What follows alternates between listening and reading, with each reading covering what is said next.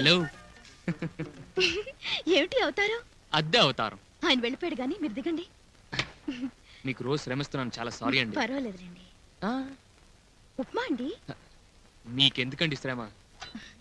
ఏమండి, చెవి కోసం మేకలు అతను అరుస్తుంటే అద్దె ఇచ్చేచ్చు కదండి. చూడండి, వాడి చెవి కోసిన మేకలు అరిచినా మూతిగిలిన కోతి లాగెంతినా మన దగ్గర ఉంటేనే కదండి ఇవ్వడం. లా చదవడమే స్కాలర్షిప్ తో అది నెల భోజనం టికెట్ సరిపోవటానికే కష్టం అవుతుంది. అద్దె కూడా ఇవ్వాలంటే ఎలా అండి? ఇల్లు మీద వాడదా? ఏది ఏమైనా ఇవాళకి వాడు వెళ్ళిపోయాడు కదా, మళ్ళీ వాడు వచ్చేది రేపు. అప్పుడు దాకా అద్దె కూడా వదిలేండి. హలో హీరో, ఊరి నుంచి ఎప్పుడు వచ్చావు? హౌస్ ఓనర్ అద్దె కోసం వచ్చి గొడవ చేసి వెళ్ళాడు. ఢిల్లీ ఫ్లైట్ దిగి ఇప్పుడే ఇంటికి వెళ్ళి అద్దె ఇచ్చేస్తున్నాను కదయ్యా. అనుకున్నాను. ఏమిటండి ఇది? అడిగాడు చెప్పాను. అరే, లైబ్రరీ ఫీజు కట్టలేదే. ఫీజు కట్టలేదా మీరు ఇంకా? రేపే ఆఖరి రోజు అన్నారే. ఓ 120 అంటే మాటలా? తీసుకోండి. బాధపడతా. ఈ 120తో పాటు 4720 మీ బాకీ. ఆ 20 ఎచ్చుకోలేని తగ్గించుకోండి. కానీ ఆ మిగతా డబ్బు నేను ఎప్పుడు ఇచ్చినా తీసుకోవాల్సిందే, లేకపోతే నేను ఫీల్ అవుతాను. ఎందుకంటే రేపు టర్మ్ ఫీజు కట్టాలి, ఎల్లుండి ఎగ్జామినేషన్ ఫీజు కట్టాలి. కట్టాలిగా. అయితే ఇక నా ఫీజులేం కట్టుకోక్కర్లేదా? దేశానికి ఒక మంచి లాయర్ని ఇస్తున్నారు, గర్వపడండి. అది ఇదేంది భయ్యా? 9 నెలల కింద ఇల్లు దక్కించినప్పుడు చూసినా మళ్ళా ఇప్పుడు చూస్తానా?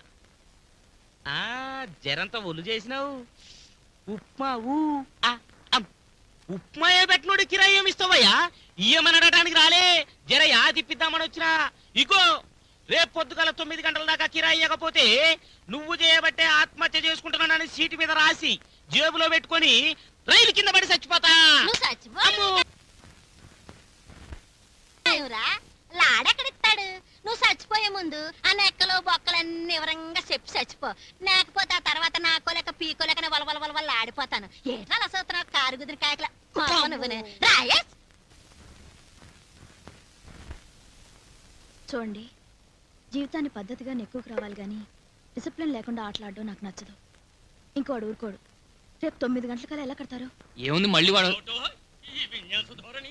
అదేదో చదివితే కదా తెలిసేది. అందమైన దంపతులకు పోటీ అట.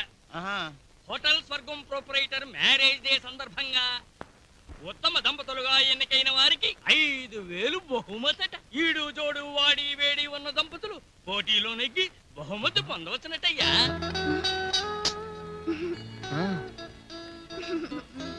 ప్లీజ్, జీవితం ఆటలాగా ఆడుకోకుండా నెగ్గుకు రావాలంటే మీరు నాతో నాటకం ఆడ తప్పదు. ఇష్టం లేదా?